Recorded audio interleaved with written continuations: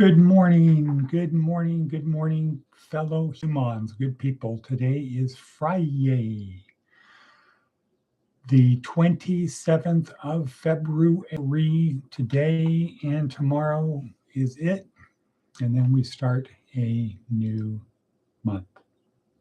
Um,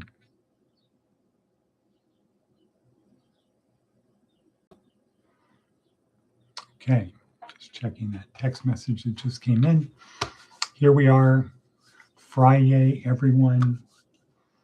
Another day to make something happen, go out, finish the week strong. Okay, so this is day 5 of week 1 in our neuroscience-oriented approach to success.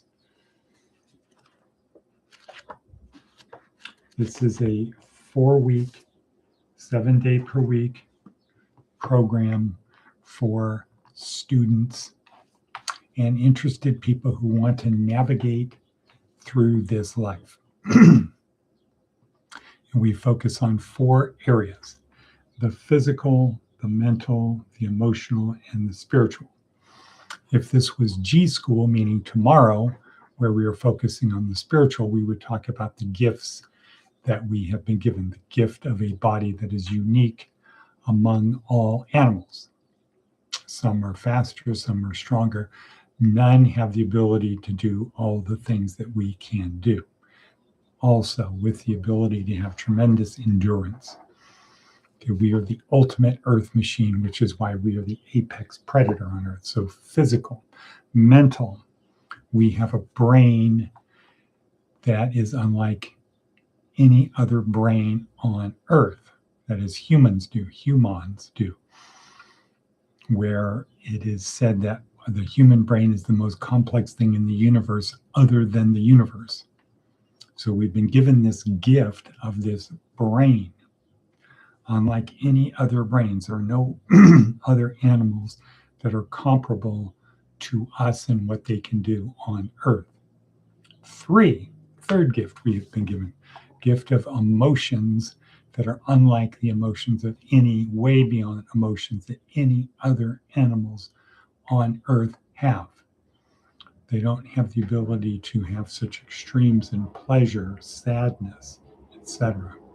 We have a vibrant emotional palette. Their palettes are mostly black and white, maybe with a little bit of color, but certainly nothing like this shirt.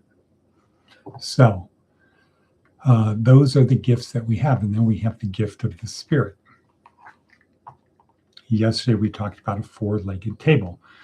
And it's the same thing, the physical, the mental, the emotional, and the spiritual. You have to have solid legs, and they have to be solidly attached, because there will be tremors, there will be shakes, there will be ups and bumps. People, oops, I bumped the table. There will be things like that. And you need to have a table with where the tabletop is solidly attached to solid legs. And upon that table, all of the accomplishments and ideas that we have. Or it can be looked at as a boat, a sailboat, where you have the physical, mental, emotional, and spiritual.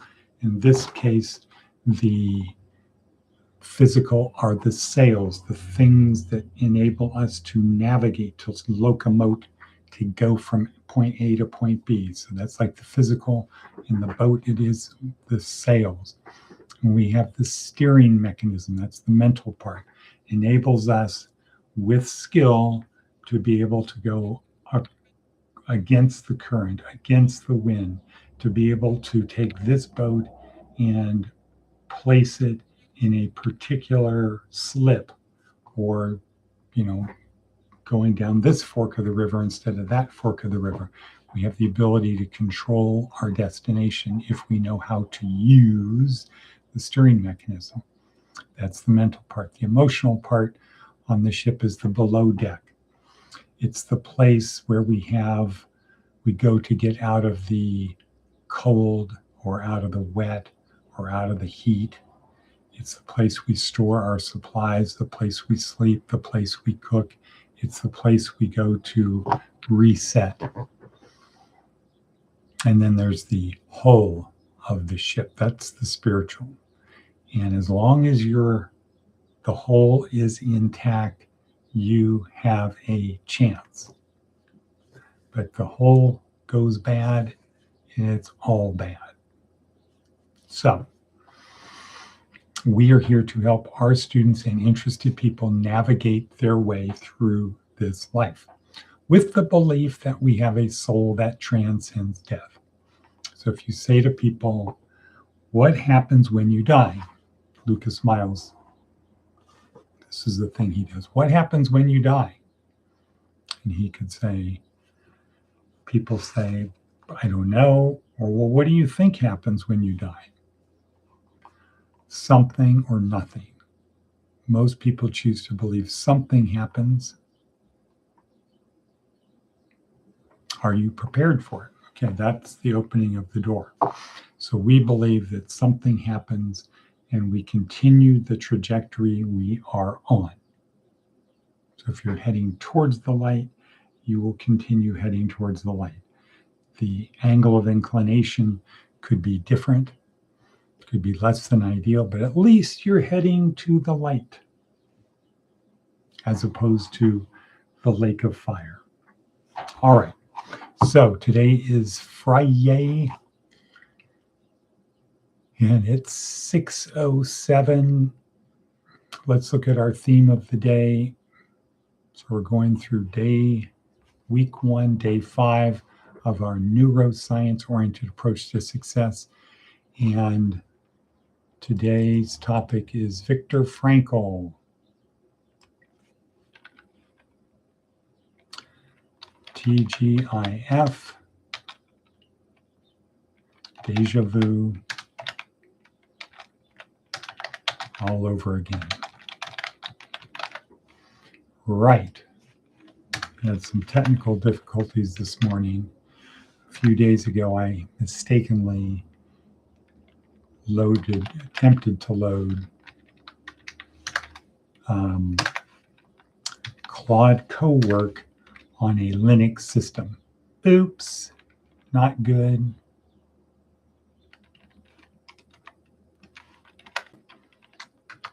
Not good. So I have to do a combobulations too, because it keeps trying to put a overlay on my screen. That's interesting.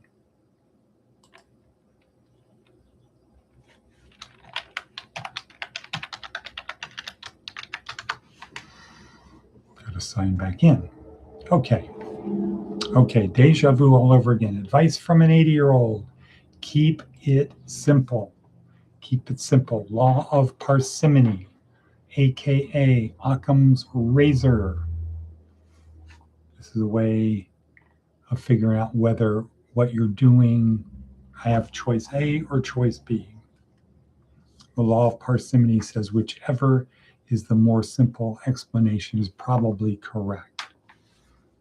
So when it came to heliocentrism or geocentrism, the prevailing view up to let's say the year 1500, the prevailing view was into the 1500s. The prevailing view based upon the Bible was the sun goes around the earth. The earth came first. That was the prevailing view. And they could get it about 99% right, except there was that tricky little problem of looking like the planets would go backwards. They'd be going this way, then they would go backwards, then they would go forwards again, trying to explain how they did that. Today, that would be called, there's God in the gaps. So very complex explanation that answered 99% of what was going on versus the earth goes around the sun, where all of the science and math said the earth goes around the sun, and all of those problems over here disappear. It's very simple, very elegant. Yeah, but the Bible says it goes the other way. And the Bible is the inerrant word of God. Okay, big problem, right? Law of parsimony, Occam's razor, keep it simple, prevail. Good tool to have. Put it in your metaphorical backpack. Don't leave home without it. All righty then. Next, Seth Godin. What does Seth Godin have to say? Here's another short one. Justice and luck. Orson Welles may have said, nobody gets justice. People only get good luck or bad luck. I think it's more productive to imagine that justice is how society deals with luck, good and bad. Justice is how society deals with luck. Okay, that's beyond my ability to comprehend. That's why Seth Godin is him and I am only me.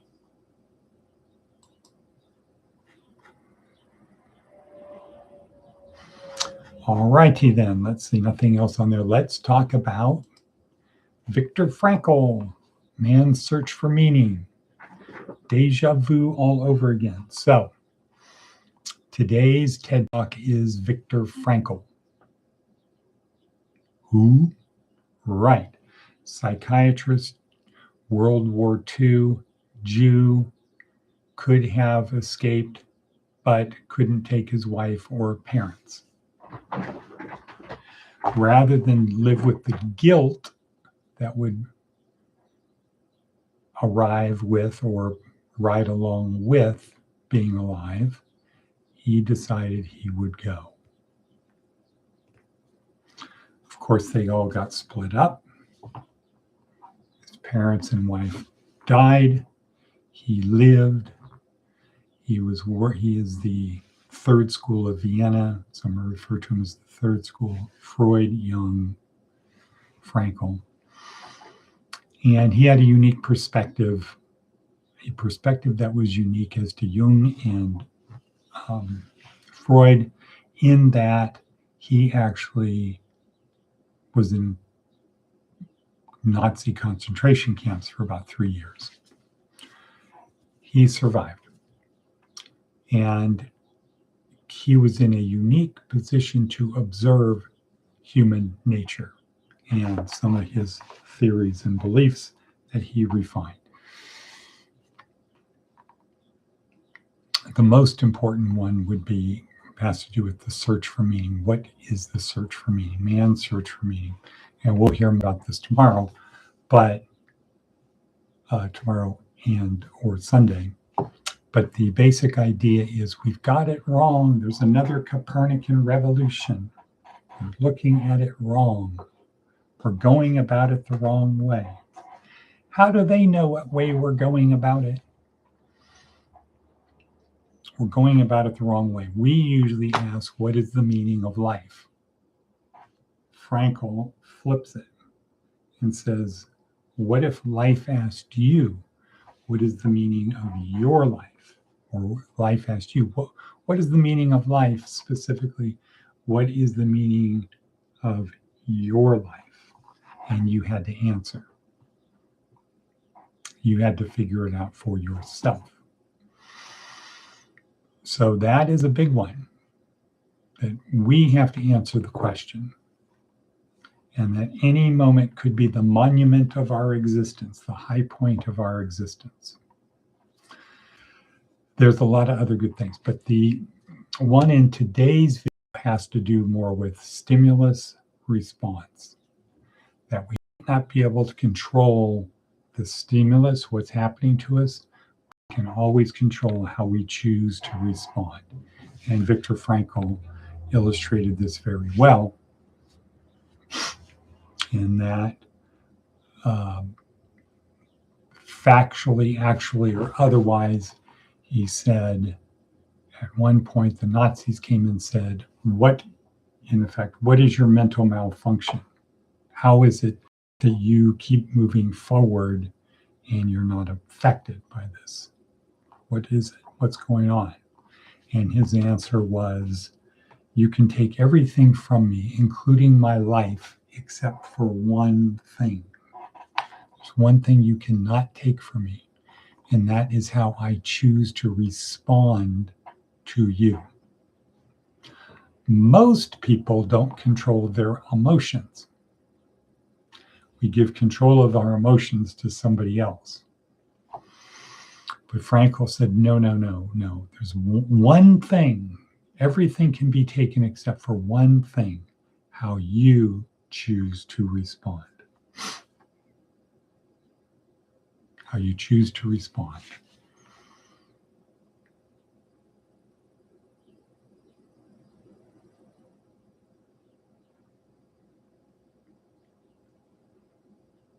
And that's the most important thing, is to not respond, not lose control of your response.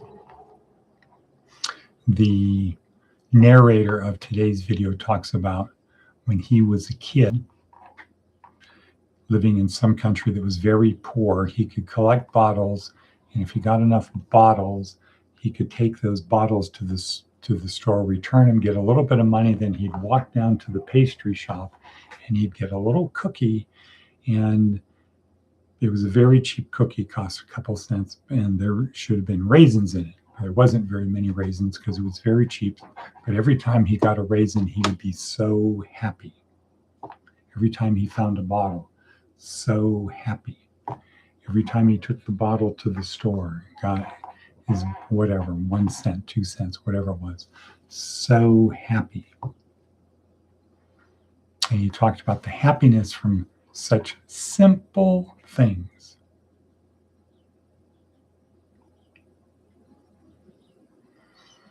Whereas today, he said, I could be out having $100 steak, and I asked for medium well, and it looks more like medium.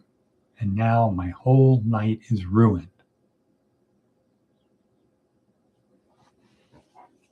Okay, so there's a lot of problems with that. So he brings out another interesting point, and that is that money only enables us to experience more. That's all that money does. You can just experience more. So, for example, let's say you needed to get from point A 5 miles. You needed to go 5 miles from point A to point B. You have no money. What are your choices? How can you get there? You can walk. You can beg. Can I have a ride, please? You can enter into an agreement with somebody. If you'll give me a ride right now, I will do this for you. Bargain for exchange. So the best thing is to be able to do it yourself or pay. The next thing is a contract. And then the worst way to do it is to beg. Ask for something and giving nothing in return. Okay, now let's say I give you $10. How could you get there? You could pay somebody. Could be an Uber, could be a taxi, could be the next door neighbor, right? You could pay somebody to borrow their car, borrow their bicycle, scooter, whatever. If I give you $20, now you can maybe buy a used skateboard or a bicycle rental. We can experience more ways to do the same thing. If I give you $1,000, you could maybe buy a beater car, certainly have a limo. $10,000, buy a car, rent a helicopter. So the point in there is that money only enables us to experience more. It's not good nor bad. And if you can't be happy doing it the inexpensive way, so if you can't be happy with the simple little cookie, you can't be happy with a $100 steak. If you can't be happy riding the bus, you're not going to be happy in a Ferrari. Keep it simple. Okay, so that's about the end for today. Busy day for me. Breakfast meeting, lunch meeting. Need to get a bunch of stuff done. And tomorrow is the Lincoln Day dinner where we will be shooting with that, we will say, and cut, and cut.